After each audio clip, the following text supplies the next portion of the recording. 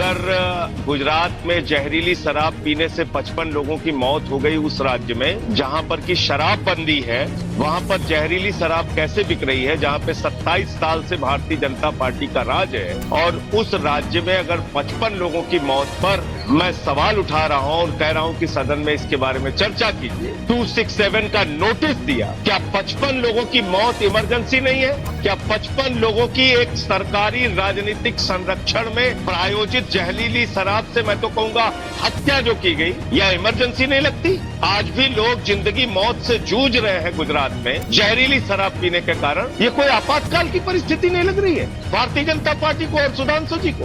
और महंगाई के सवाल पे आपने अस्पताल के कमरे का महंगा कर दिया, टैक्स बढ़ा दिया अस्पताल के कमरों पर। आपने दूध पे टैक्स लगा दिया बच्चों के, आपने दही का दाम बढ़ा दिया, आपने आटा का दाम बढ़ा दिया, चावल का दाम बढ़ा दिया, आपने महंगाई चरम पर पहुंचा दी। ये इमरजेंसी नहीं है। लेकिन मैंने सवाल उठाया था कल से लेके आज तक, आप बताइए इसमें मैंने क्या अपराध कर दिया, सुधांशु जी कौन सी गलती कर दी? अगर किसी हिंदुस्तान के राज्य में कोई बड़ी घटना हो जाएगी, राज्यसभा है, राज्यों से चुने हुए प्रतिनिधि यहाँ पर आते हैं, ये राज्यसभा विधायकों का वोट पाके हम लोग पहुंचते हैं।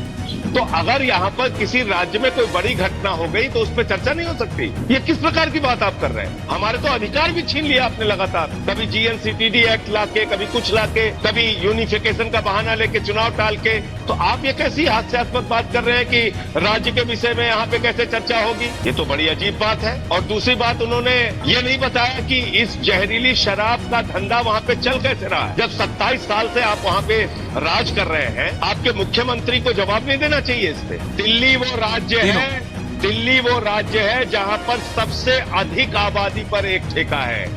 गोवा वो राज्य है जहां पर सबसे कम आबादी 761 लोगों की आबादी पर एक ठेका है। नोएडा वो शहर है जहां पर 12,000 की आबादी पर एक ठेका है। ये बगल का इनके गुड़गांव वो राज्य है जहां पर 4,000 वो शहर है जहां पर 4,000 की आबादी पर एक ठेका है।